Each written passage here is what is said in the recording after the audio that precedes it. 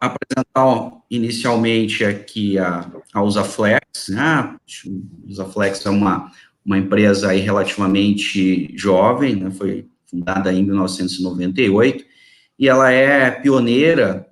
e líder, né, nacional na fabricação de calçados de conforto e moda, né, para mulheres de todas as idades. Então, o grande diferencial competitivo da Usaflex, desde a sua criação,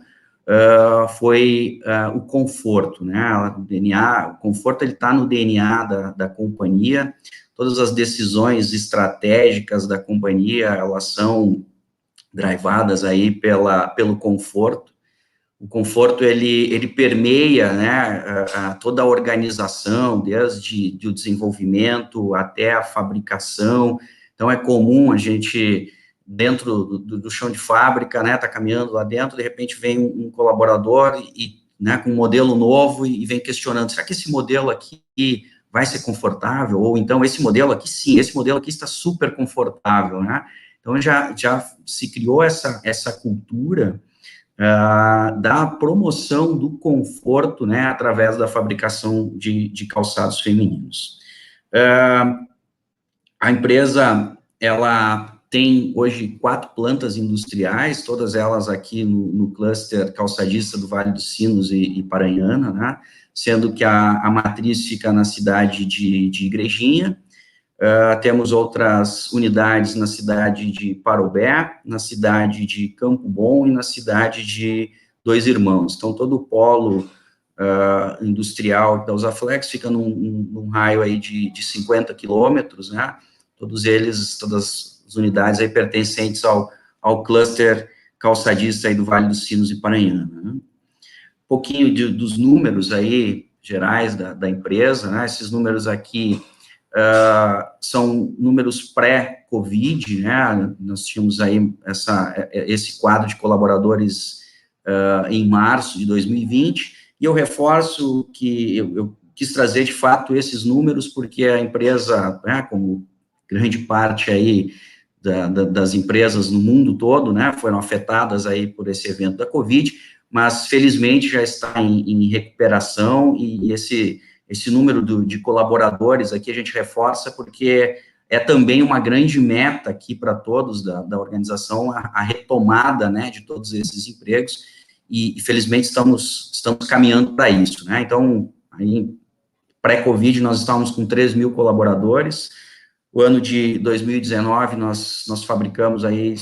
torno de 5.500 pares de calçado. Isso dá uma média aí em torno dos 26, 27 mil pares de calçados por dia. Como eu falei, né, são 4 plantas industriais, a atuação, a distribuição, né, através aí dos canais de multimarca, em torno de 7.000 pontos de venda aí no Brasil todo, né, multimarca, então, são lojas, né, que comercializam não só a marca Usaflex, mas como outras marcas aí de calçados, né. Possuímos também 236 lojas no formato de franquia, aí sim monomarca, né, comercializando apenas a marca Usaflex.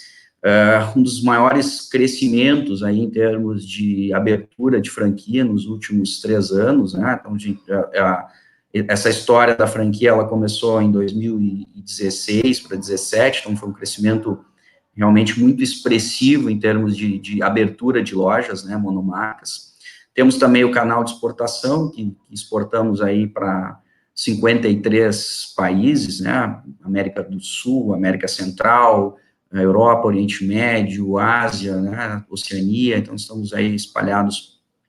por todo o globo, né? E o canal de e-commerce, que é o nosso canal aí mais jovem, né, que começou a atividade aí no início de 2019, é o canal que mais cresce, né, foi acelerado, tivemos aí também um crescimento acelerado em função aí da pandemia, né, e é um canal que a gente acredita muito aí como um forte crescimento aí nos próximos períodos, né. Então, um pouquinho também da história, a Usaflex até, né, na sua formação, na sua fundação até 2016, né, ela era uma empresa familiar, e aí em 2016, então, ela foi vendida para um fundo de private equity, né, que trouxe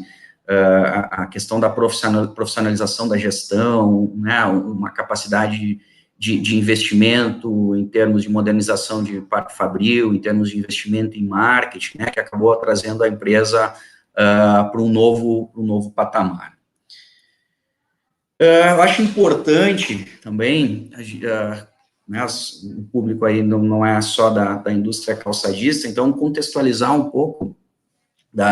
sobre o ponto de vista aí da engenharia de produção, né, como é que funciona aí, de uma forma geral, a indústria calçadista, né. Então, a indústria calçadista aqui no Brasil, né, ela é uma indústria que ainda vive, né, mas se criou em cima uma influência muito forte do paradigma aí da melhoria das operações, né, por quê? Porque é uma indústria que nasceu, né, tem um histórico muito forte aqui com exportações, né, então o Vale dos Sinos né, foi o berço aí da fabricação de calçados aqui no Brasil, e tinha uma característica, né, principalmente ali década de 60, 70, 80, de produção para exportação, né? Então, companhias de exportação americanas, europeias, vinham aqui com aqueles grandes lotes de produção, né? Um mix relativamente reduzido. Então, ela se criou aqui no Vale dos Sinos, né, baseada aí muito nos conceitos do Taylorismo, né, do sistema de produção em massa, né? Isso, né, aliado esse histórico, né, aliado a algumas características, né, como ainda mudando isso já significativamente, mas ainda comparado com outras indústrias, é uma indústria com um nível de instrução em termos né, de quadro funcional ainda um pouco menor, né, em relação a outras indústrias. Então, essa formação toda fez com que, na minha opinião, a indústria calçadista demorasse a entender algumas mudanças, né, que estavam ocorrendo aqui no mercado, né, que forçaram aí para questões como redução de tamanho de lote, uma forte necessidade aí de flexibilização do processo de fabricação em função de uma diversidade muito maior de mix, né, então, quando esses pedidos de exportação, eles migraram ali no final da década de 80, início da década de 90, migraram aí para o Sudeste Asiático, né, esses grandes lotes de produção desapareceram na sua maior parte, né, sua grande parte, e essa indústria teve que se voltar para o mercado interno. E aí, mercado interno, né, redução de tamanho de lote, ampliação de mix, né, aí diversos roteiros de fabricação, necessidade de customização. Ela passou na década de 90, principalmente, início dos anos 2000, por uma grande mudança de paradigma, né, e tudo isso aí, num ambiente competitivo, né, precisando ainda reduzir custos de fabricação, né, então, eu brinco que a indústria calçadista, ela passou por aquele problema, né, a crise do petróleo da indústria mundial, ela foi um pouco mais tardia aqui na indústria calçadista brasileira, mas ela também teve esse impacto, né, e precisou se adaptar, precisa ainda, né, vem num processo de adaptação. E aí, com base nisso, né, e aí eu trago esse contexto para explicar um pouco, porque existe um certo estigma de que ferramentas de manufatura enxuta, né, de que o Lean Manufacturing não funciona na indústria calçadista, que isso é uma coisa lá da indústria automobilística, né, então eu trago um pouco desse contexto para mostrar, né, para reforçar que sim, né, essas condições de necessidade de redução de tamanho de lote, né, em função aí da complexidade, do aumento de SKUs aí do mix de produto, aliado a um ambiente de forte competição, isso é o princípio básico aí dos sistemas de manufatura enxuta, né. Então, sim, a indústria calçadista também pode, né, e deve utilizar, beber na fonte aí né, da manufatura enxuta, porque os conceitos, eles se encaixam de forma muito expressiva nas necessidades aí do setor. É claro que, né, a gente tem que ter um cuidado para entender os conceitos, né, é muito comum procurar, né, correr direto para a ferramenta, né, e não entender de fato o problema, e esse talvez tenha sido né, a consequência de alguns insucessos, né, de tentativa de implantação, né, porque as empresas, no afã aí de acelerar o processo, acabavam, né, não entendendo de fato o problema, não conhecendo o conceito e tentando aplicar direto as ferramentas, né. Mas sim, né, o que eu vou mostrar para vocês aqui são alguns exemplos práticos de que um bom entendimento do problema, né, uma boa estratégia de implantação,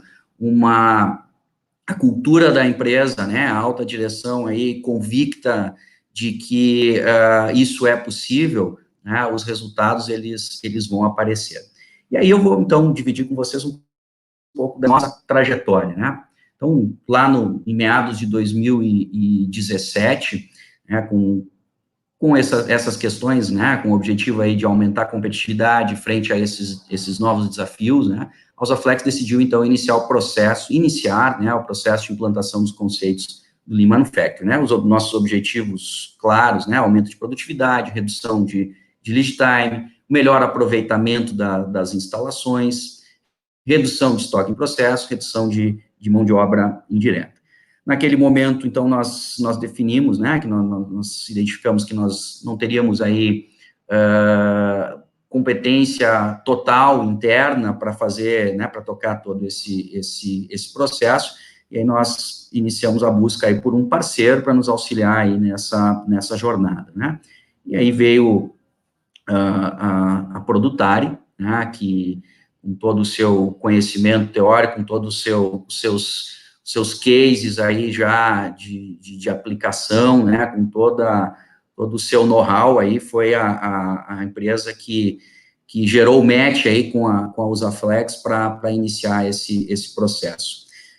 No primeiro momento, né, nós sentamos aí com o pessoal da Produtari, criamos um roadmap aí, porque, né, a gente sabe que esse tipo de projeto, ele é complexo, né, então não adianta também nós saímos tentando atacar todas as frentes, né, se planejou muito como nós iríamos realizar essa jornada, né, então, depois, o resultado aí da criação do roadmap, nós dividimos, né, isso, eu estou mostrando para vocês já o resultado, mas ele, né, teve algumas alterações no meio, com certeza vão ter outras mudanças também, mas nós partimos aí com um projeto, né, a empresa, ela estava toda ela montada, né, com base em paradigmas aí de sistema de produção em massa, então a gente sabe também que não consegue fazer uma mudança dessa magnitude de uma hora para outra, né, então nós dividimos isso. Projeto 1, nós iniciamos aí com adequação de uma linha, né, uma linha de produção, não foi nenhuma fábrica completa, né, o conceito que a gente usa de fábrica completa é um processo todo de corte, costura e montagem, né, basicamente. Então, nós escolhemos uma parte desse processo. Depois, o projeto 2 foi um estudo, e eu vou detalhar na sequência cada um desses projetos, né, o projeto 2 foi um estudo aí de adequação de famílias de produto em função de características das nossas plantas industriais. O projeto 3, que é o projeto de maior porte, foi a adequação de uma das nossas plantas, né. A gente teve algumas capacitações nesse ínter, né, mas lá nós tivemos um projeto bem intenso aí de capacitação, que eu vou detalhar ali também para vocês, de toda a área industrial, e tem um projeto 5 ali, que ele estava previsto para iniciar em março de 2020, e a gente segurou, mas vamos na sequência ali, que é um projeto de redução da não qualidade, né. Então, detalhar um pouquinho o nosso projeto 1, que foi o primeiro passo, né, o segundo passo, o primeiro passo foi a decisão, né, da gente iniciar. Então, na prática, né, o projeto 1, ele iniciou aí no final de 2017, durou em torno de 5 meses, e se escolheu, então, uma fábrica, né, pedaço de um processo aí de uma fábrica para iniciar, né? A definição foi para uma fábrica 5, uma denominação interna nossa aqui. Iniciamos aí com um treinamento da equipe de trabalho, nossa equipe de trabalho aqui naquele momento está em torno de 15 a 20 pessoas, né, de diversas áreas de apoio, área industrial. O primeiro passo foi o mapeamento do fluxo atual, né, foi utilizado aí 2 métodos, primeiro conhecido aí VSM, né, o mapeamento do fluxo de valor, e também o mapeamento do Shingo, né. Depois foi criado um painel de indicadores do estado atual, foi avaliado as questões aí inerentes a como o processo funcionava, todas as suas perdas, todas as suas oportunidades de melhorias. Foram montados os kaizens, acho que isso também é importante, todo projeto, ele foi baseado aqui em kaizens, né, kaizens aí bastante intensos, kaizens normalmente aí de uma semana, né, com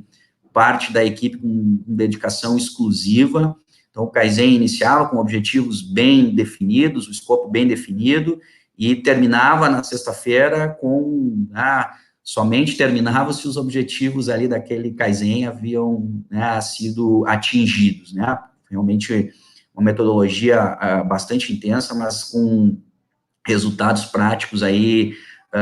muito consistentes, né? A partir dos Kaizens, então, foi montado aí o mapa do estado futuro, depois partimos aí para alterações práticas de layout, alterações aí bastante intensas aí em relação ao layout, a gente fez alterações realmente que mudaram aí o fluxo, mudaram o layout da empresa, né, naquela área piloto que nós havíamos escolhido. E aí o acompanhamento todo da implantação. E só dividir com vocês, né, assim, a questão, eu acho importante essa questão de levar sempre em paralelo a parte teórica com a parte prática, né, então, só mostrar realmente que foi utilizado aí o VSM na sua plenitude, aqui está só como um exemplo, né, mas todos os passos, de acordo com as metodologias indicadas, elas foram utilizadas, né. Claro, quando a gente faz um VSM do mapa do estado, faz o mapa do estado atual, o índice de agregação de valor sempre, aliás, na verdade, assusta, né, o índice de não agregação de valor, né, então, identificado aí todas as possibilidades de melhoria. Foi feito na verdade, um mapeamento aí duplo, né, com a ferramenta também aí do diagrama de Shingo, né, para identificar todas os tempos aqui, as posições de inspeção, né, onde tinha parada para formação de lote, onde tinha parada para de movimentação, então, identificação aí de todas as perdas, né, e só umas fotos aqui da equipe de trabalho, né, pessoal totalmente engajado, né, aqui a equipe de trabalho é formado por pessoal de métodos e processos, lideranças, pessoal da qualidade, área de suprimentos, manutenção, então foi uma equipe aí multidisciplinar, trabalhando aí direto, né. Aqui eu já tenho uma foto, e me perdoe, eu não acabei não trazendo o layout antigo, mas já, né, só para reforçar, era um layout departamental, e nós migramos aqui para um layout em fluxo, né, sempre buscando aí o fluxo contínuo, né, mas com buffers aqui também, existem aí, dentro dessa operação, algumas diferenças consideráveis em relação a tempo de processamento, né, então, fomos aí sempre com bastante cuidado, né, com bastante, sendo conservadores no primeiro momento, e depois fazendo essas melhorias, né, fazendo através, aí, novamente, de kaizens, reduzindo esses buffers, mas, no primeiro momento aqui, uma definição de buffer, né, porque a operação estava em andamento, né, então nós tínhamos que fazer todas essas alterações, a mudança de layout, ela foi feita aí em um final de semana, né, treinamento para os operadores. Aqui entrou um conceito que é muito importante, que ele não é tão explorado aí na indústria calçadista. A indústria calçadista tem muito de um homem, uma tarefa, né, e a gente quebrou um pouco desse paradigma dentro da nossa empresa, né, e trouxe a multifuncionalidade, né, então, obrigatoriamente, ali, pessoas que antes trabalhavam em apenas uma atividade, começaram a ser treinadas para serem multifuncionais, né, multifuncional é o nosso objetivo, a gente está nessa caminhada, então, pelo menos outras atividades, né, a gente não podemos ainda considerar que são colaboradores completamente multifuncionais, né, mas passaram, sim, a se adequar à necessidade aqui de cada roteiro para poder gerar essa flexibilização, né? Então, aqui já um exemplo do mapa do estado futuro. Rapidamente, os resultados desse projeto, né? Então, nós trouxemos aqui uma redução nessa etapa, meu lead time total de fabricação, ele é 10 dias, tá? Nessa etapa, ela era uma etapa que ela veio de 4 para 2 dias, né? Então, a gente está, só 2 dias, mas estamos falando em redução aí de 50% do estoque em processo, redução de 50% do lead time, tá? Então, é uma redução bastante considerável e, novamente, fomos, naquele momento, ainda conservadores, né? Porque nós estamos trabalhando aí com um projeto piloto, né, mas esses 2 dias aqui de redução, eles foram completamente consolidados, né, e essa planta piloto, ela rodou e roda ainda, né, depois nós fizemos a replicação para outras fábricas com o mesmo formato, mas roda dentro dessas características que foram definidas lá nesse momento. A gente conseguiu também uma redução de 10% aí nesse projeto piloto na mão de obra indireta, muito em função de redução de movimentação, né, existia muito, né, em função do layout funcional, pega e larga, e como o calçado tem muitas peças, essas operações indiretas, elas representam bastante, elas são muito representativas no todo da operação, né. Tivemos melhoria nos índices de qualidade, muito em função dessa redução de estoque em processo, então as operações se aproximaram, né, o operador estava ao lado ali da operação anterior, então esse controle de qualidade era feito direto ali entre os operadores, uma capacitação muito intensa da equipe, e ali, talvez, assim, aqui, naquele momento, o indicador não tão tangível, mas, na minha opinião, que trouxe, assim, a maior esperança, maior felicidade, porque se começou a trabalhar, se começou né, se plantou aquela sementinha da cultura da produção enxuta, então discussões, né, o pessoal estava em chão de fábrica discutindo o tamanho de buffer, discutindo questões relativas a lead time, verificando questões em relação à perda, então acho que esse foi a grande contribuição aí nesse momento, né, e já também a necessidade aí da multifuncionalidade, né. Bom, o projeto 2, eu vou dar uma acelerada aqui, o projeto 2, ele foi um projeto um pouco mais curto, né, cerca aí de 3 meses, foi realizado aí no final de 2018,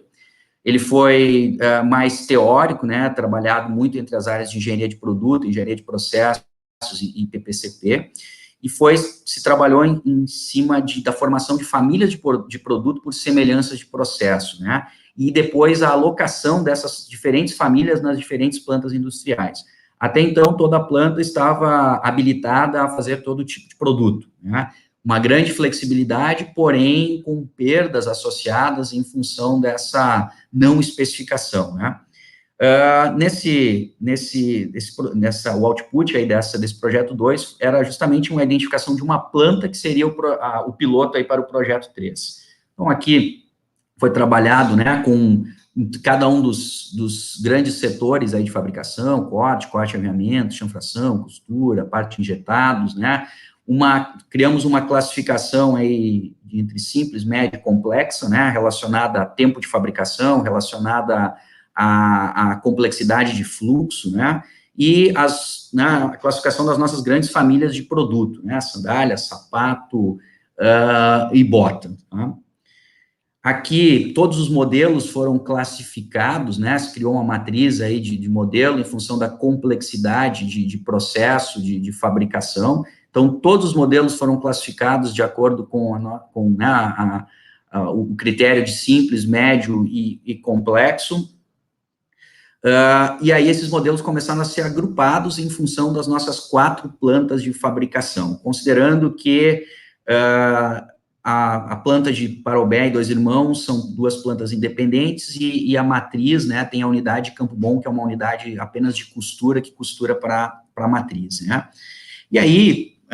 foi identificado, né, que em função de algumas características de cada planta e as características de processo elencadas, se identificou a planta de Parobé, tá, como uma planta destinada aí para fabricação dos nossos, da família de produtos considerada como simples, né, produtos com menor tempo de fabricação, com um fluxo mais contínuo, com uma complexidade menor em termos de produto, né. Foi identificado aí que a unidade de Parobé seria a fábrica piloto para a continuidade aí do projeto Lean. Então, os resultados aí desse projeto 2, identificação aí das variáveis, né, que impactavam na complexidade da construção, compreensão do impacto da tecnologia, né, na construção para os diferentes modelos, entendimento aí mais objetivo da alocação de determinados modelos em determinadas plantas, né, em função do arranjo físico e da tecnologia empregada. E aí, como eu falei, a planta, então, de Parobé, a unidade de Parobé, foi escolhida aí para implementar o projeto 3, né, que o projeto 3 era a implantação dos conceitos na planta como um todo, né. Então, nós saímos lá no projeto 1 como uma linha, um pedaço de uma linha, né, fizemos esse estudo teórico das famílias e alocamos aí, escolhemos a planta de Parobé como a planta completa para a implantação dos conceitos, né. Então, iniciou em 2019, foi um projeto já de maior porte, com cerca de 8 meses aí de duração. Os objetivos também estavam bem delineados, né, que era o melhor aproveitamento do espaço físico. A gente queria, onde tinha uma linha de produção, nós colocamos o objetivo aí para o Giacomo, e aí o Giacomo perdeu o que sobrava dos cabelos, né, dos seus cabelos aí com esse objetivo, né. Temos que colocar 2 linhas de produção completas no espaço onde rodava uma única linha, né. E aí ainda a redução, né, do lead time, de mão de obra indireta, e o aumento da eficiência produtiva, né. Esse projeto 3 foi tocado aí também na metodologia utilizada, né, 4 eventos Kaizens, depois nós tivemos até mais um de complemento, né, mapeamento de fluxo, estudo de layout, estudo de capacidade, estudo de lógica de programação, né. Então, aqui uma rápida passagem aqui por cada um dos Kaizens. Primeiro, o Kaizen trabalhou muito com a questão do layout. Kaizen 2, ali, se finalizou o layout, e aí se começou já a se trabalhar nos buffers, né, de dimensionamento de buffer, posicionamento de buffer, lógica, né, que nós trabalharíamos aí entre cada um dos processos, né. O Kaizen 3, ele foi um Kaizen muito forte na finalização, no dimensionamento dos buffers e nas rotas logísticas, né, então se criou aí conceitos, né, se utilizou muito questão de Andon, gestão visual, a questão muito forte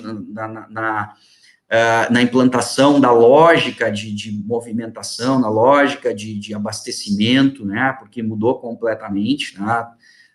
Existia assim, um grande receio por parte, né, do pessoal que nós reduzimos estoque, né, e o estoque, ele acaba, né, sendo cômodo, né, para encobrir aí diversos problemas de produção. Então, como é que nós vamos reduzir isso e não posso fabricar mais do que isso? Essa é a lógica, esse é o objetivo, né. Então, foi um Kaizen aí bastante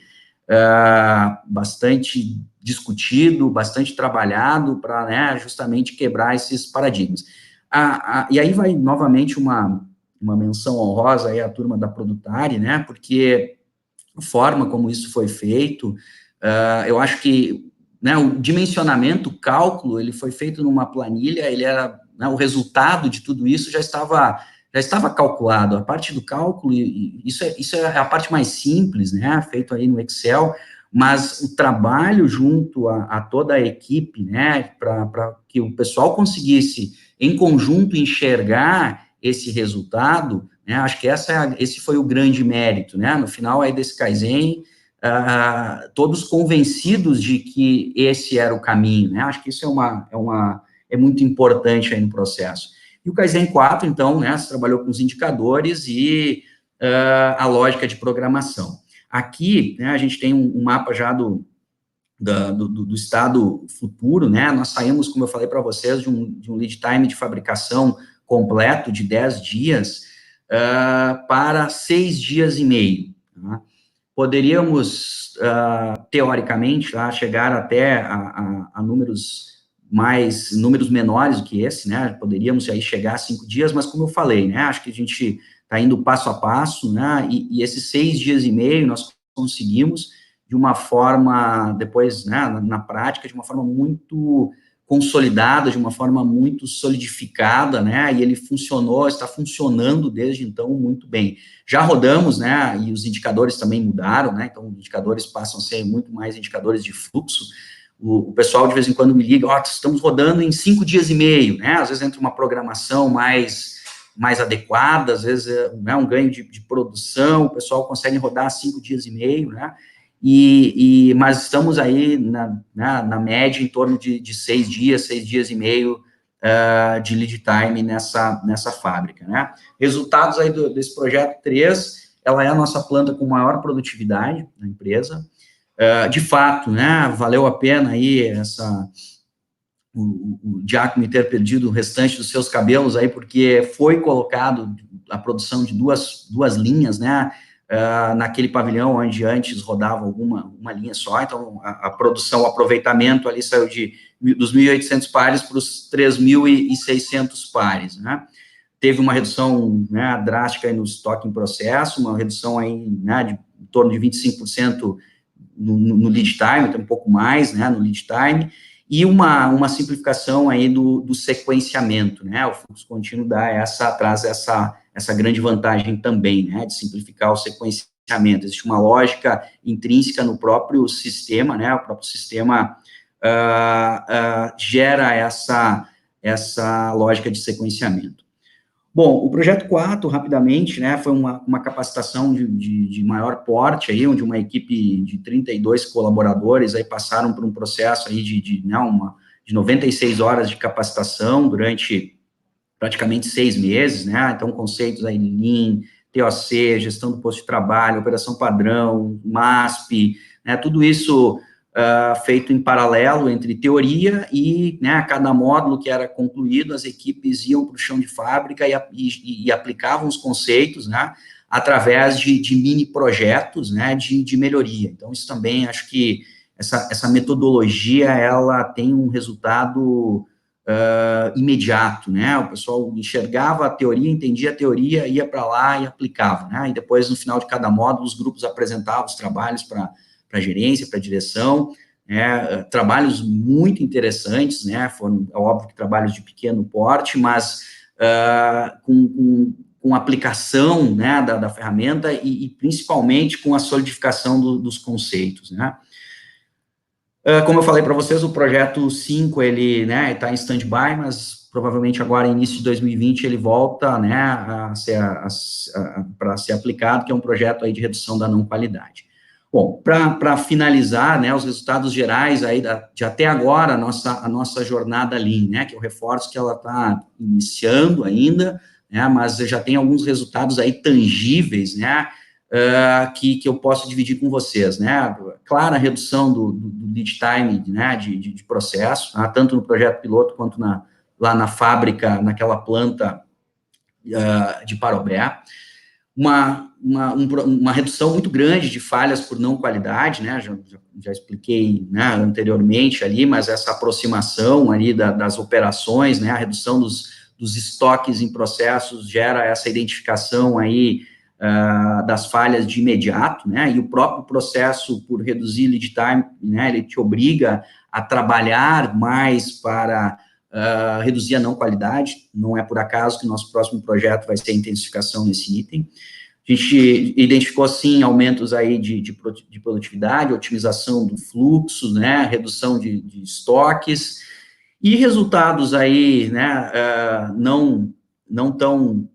mensuráveis, né, mas que são aí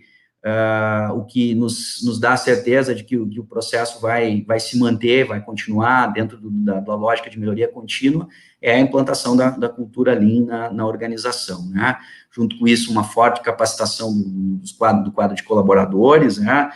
Muito forte também essa questão, e eu acho isso muito importante, né? A relação aí dos conceitos teóricos, o entendimento dos conceitos para a obtenção de resultados práticos, e reforço, né, que a gente está aí no início somente aí desse processo todo de melhoria contínua, né? Espero aí que daqui a 2, 3 anos a gente possa novamente se encontrar aqui e eu trazer outros resultados aí de todas as outras atividades, todas as outras iniciativas que nós vamos ter aí